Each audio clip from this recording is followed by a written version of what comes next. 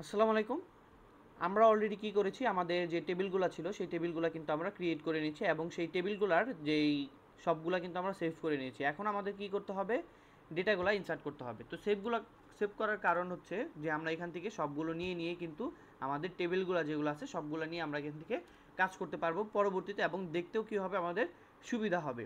তো এরপর আমরা কি করব, এরপরে করব যে আমাদের ডেটা ইনসার্ট করতে হবে, তাই না? ডেটা ইনসার্টের জন্য আমরা প্রত্যেকটা টেবিলের জন্য আলাদা আলাদা করে ডেটা ইনসার্ট করব। এখানে 3টা করেছি, আপনারা আরও বেশি করে করবেন, 10টা 12টা এরকম করে 10টা 12টা করে করবেন।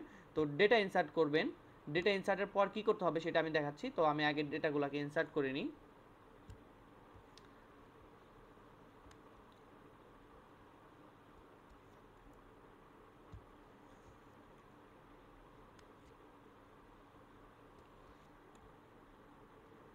তো আমরা কোন টেবিলে ডেটা ইনসার্ট করলাম, অথর টেবিলে ডেটা ইনসার্ট করলাম। দেখি আমাদের ঠিকঠাক আছে কিনা। Select all from author. তো আমার যে ডেটাগুলো আছে সেই ডেটাগুলোও কিন্তু আমার ঠিকঠাকভাবে চলে আসছে। তো এরপরে কি করবেন, আমাদের যে প্রজেক্টটা আছে সেই প্রজেক্টে আমরা যে ডেটাগুলো ইনসার্ট করছি, তারপর ডেটাগুলো ইনসার্ট করার এই টেবিল বানানোর পরে টেবিলের যে এই যে কী করবেন, আপনারা এইভাবে স্ক্রিনশট মারবেন, ঠিক আছে? টেবিল করার সাথে সাথে এইভাবে স্ক্রিনশট মারবেন। সেগুলো কি করবেন, আমাদের এই একটা ডক্সের মধ্যে এভাবে বসাই দিবেন এবং কি বলে দিবেন, কমান and table for of author.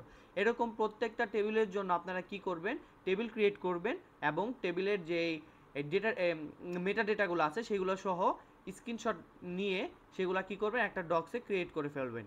ডক্সে create করা ফেলার পরে সেমভাবে যখন নাকি এই যে এভাবে আমরা যখন নাকি এই ডেটাগুলো ইনসার্ট করলাম, তখন ঠিক সেমভাবে আপনারা এখানে অন্যভাবে করেছে যে আপনারা কি করবেন, এই পুরাটা করবেন কি আবার একইভাবে এখান থেকে স্ক্রিনশট নেবেন। পুরাটা স্ক্রিনশট নিলেই হবে। স্ক্রিনশট নিয়ে এখানে আপনারা কি করবেন, ছবিগুলো দিয়ে দিবেন। প্রত্যেকটার জন্য আমার ডেটা ইনসার্টে যে আছে সেগুলো ছবিগুলো দিয়ে দিবেন। তাহলেই হয়ে গেল কি, আমাদের যে ডেটা ইনসার্টের যে কাজটা আছে, তারপর ডেটা ইনসার্টের কাজ আছে সেটাও শেষ হয়ে গেলো, টেবিল ক্রিয়েশন শেষ হয়ে গেলো, নর্মালাইজেশনও শেষ হয়ে গেলো। এরপর কি করবেন, যে সবগুলো হয়ে গেল, এরপর আপনাদের কি করতে হবে, আপনাদের বলে দিবে যে কোন কোন কুইরিগুলা আপনাদের লিখতে হবে। তো আপনারা কি করবেন, সেই টেবিলের জন্য সবগুলো কুইরি লিখবেন। প্রথমে লিখতে হবে কি, আপনাদের একটা কোয়েশ্চেন লিখতে হবে। এখানে যেমন নাকি আছে retrieve all details from member table. তারপর আবার কি তাই আমি এখানে লিখেছি একটা কুইরি। তারপর লেখা হয়েছে কি, write a query find out the date, day, month, year using. এরকমভাবে আপনারা কোয়েশ্চেন নিবেন, ঠিক আছে?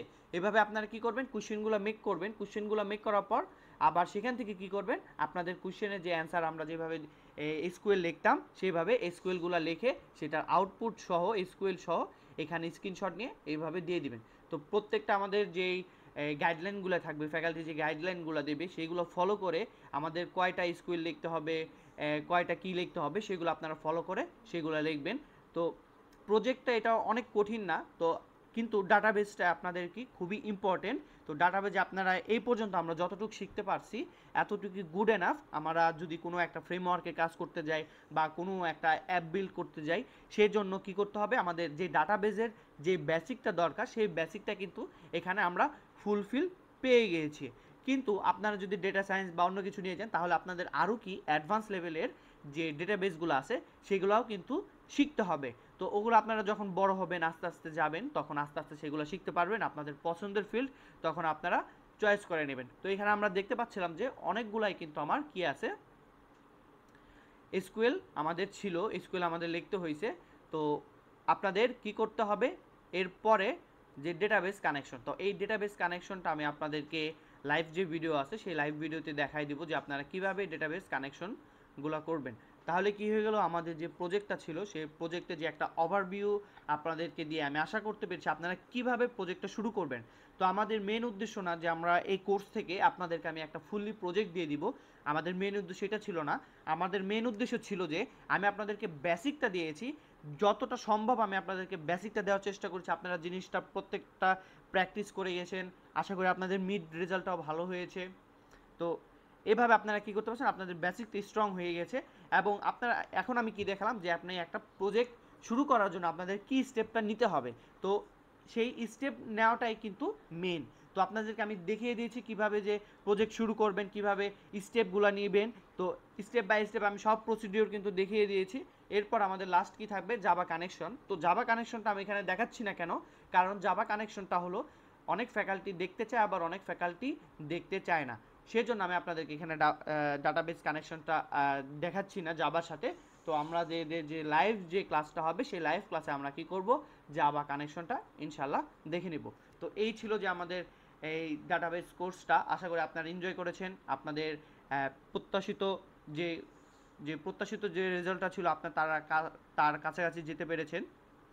তো আমাদের জন্য দোয়া করবেন যেন আপনাদের জন্য ভালো ভালো কন্টেন্ট আনতে পারি।